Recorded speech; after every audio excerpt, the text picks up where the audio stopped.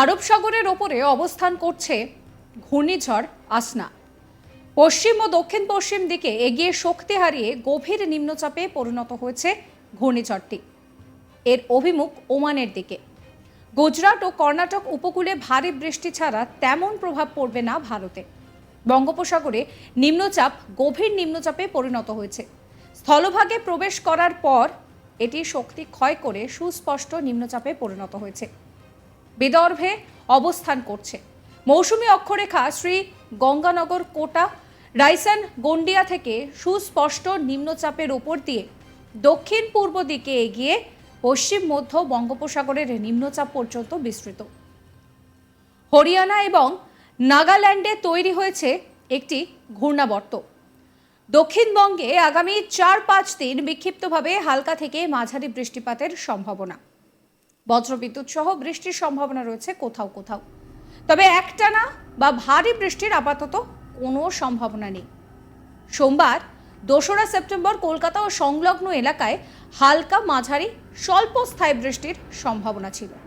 বজ্রবিদ্যুৎ সহ হালকা থেকে মাঝারি বৃষ্টির সতর্কতা জারি রয়েছে উত্তর ও দক্ষিণ 24 পরগনা, পূর্ব ও পশ্চিম মেদিনীপুর, ঝাড়গ্রাম, এই সমস্ত জায়গায়। যেটা জানা যাচ্ছে যে মঙ্গলবার থেকে বৃষ্টির পরিমাণ কমবে। বৃষ্টি না হলে বাতাসে জলীয় বাষ্পের পরিমাণ বেশি থাকবে, যার জন্য আপেক্ষিক আর্দ্রতাজনিত অস্বস্তি আপনাকে কিন্তু দিনভর ভোগাবে। উত্তরবঙ্গে পার্বত্য এলাকায় হালকা বৃষ্টির সম্ভাবনা রয়েছে। বজ্রবিদ্যুৎ সহ বৃষ্টির সম্ভাবনাও থাকছে। দার্জিলিং সহ পার্বত্য ও সংলগ্ন 5 জেলাতেই বৃষ্টির সম্ভাবনা থাকবে।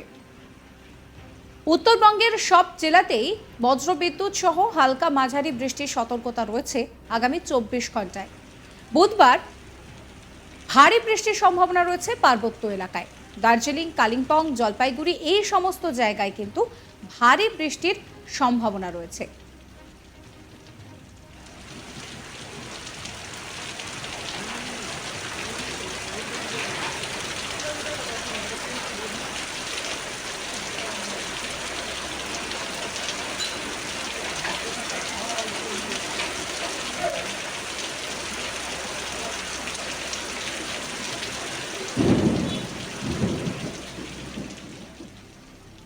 কলকাতায় সকালে রোদ ঝলমলে পরিষ্কার আকাশ, কখনো আংশিক মেঘলাও হতে পারে। স্বল্প সময় খুব হালকা বৃষ্টির সামান্য সম্ভাবনা রয়েছে। তবে ভারী বৃষ্টির কোনো রকম সম্ভাবনা নেই আগামী কয়েকদিন। চড়া রোদ এবং সঙ্গে আপেক্ষিক আর্দ্রতাজনিত অস্বস্তি বজায় থাকবে।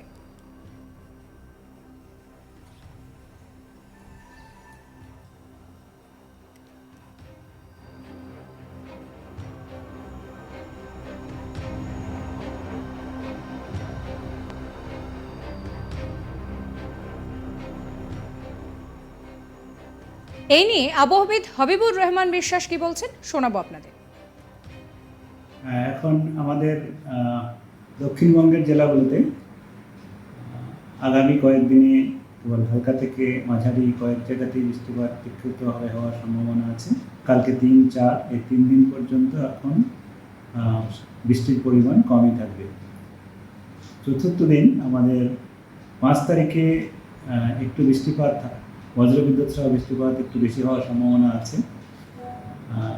তারপরে বৃষ্টিপাতের পরিমাণ একটু বাড়ার সম্ভাবনা থাকবে 6-7-8 তারিখ থাকবে।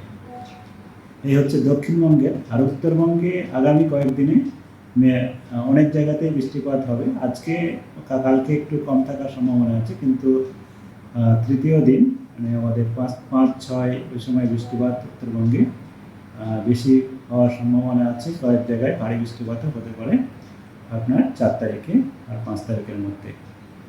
কলকাতা তার পার্শ্ববর্তী অঞ্চলে আগামী 24 ঘন্টা বা আগামী 2-3 দিনে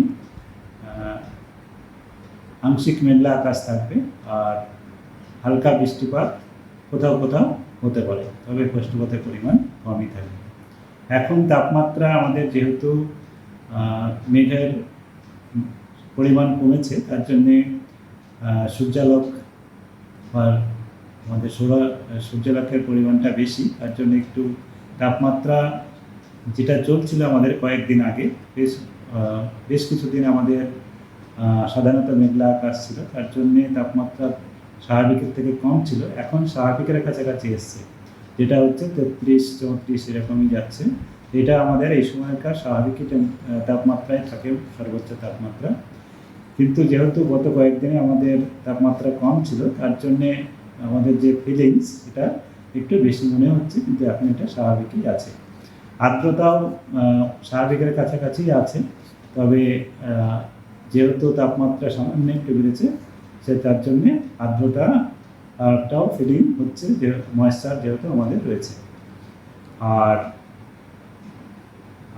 আমাদের এখন সিজনের যেটা বৃষ্টিপাত হয়েছে, এই যে মানে বর্ষাকালে 1 জুন থেকে আজকে 2 সেপ্টেম্বর পর্যন্ত দক্ষিণবঙ্গে 792.5 মিলিমিটার বৃষ্টিপাত হয়েছে।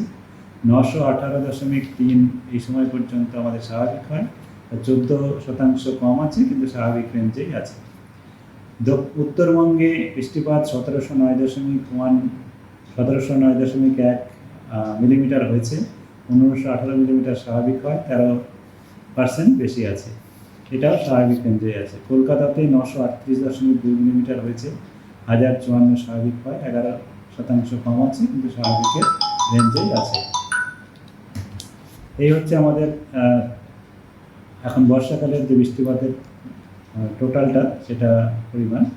আর ওয়েদার যেটা আমি বললাম, এখন আমাদের মৌসুমী অক্ষরেখা যেটা আছে সেটা দক্ষিণের দিকেই আছে, আমাদের স্বাভাবিক স্থানের থেকে দক্ষিণ দিকে আছে, তার জন্যেই বৃষ্টিপাত আগামী কয়েকদিনে স্বাভাবিকের থেকে কম থাকবে।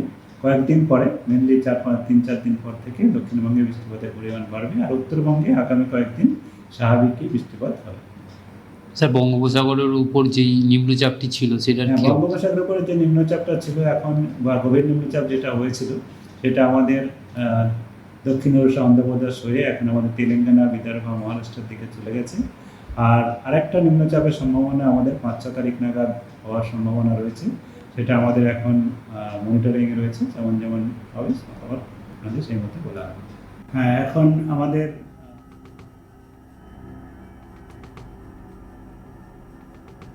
এই মুহূর্তে দাঁড়িয়ে একটানা বা ভারী বৃষ্টির কোনো রকম কোনো সম্ভাবনা নেই, তবে আপেক্ষিক আর্দ্রতাজনিত অস্বস্তি দিনভর আপনাকে ভোগাবে, সেই বিষয়টা কিন্তু জানাচ্ছে হাওয়া অফিস।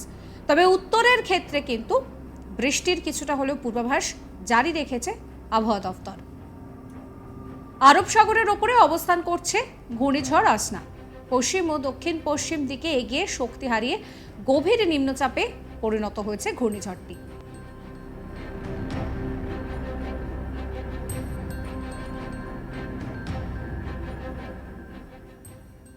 সাবস্ক্রাইব করবেন আজ তাক বাংলার ইউটিউব চ্যানেলকে, ফলো করবেন হোয়াটসঅ্যাপ চ্যানেলও।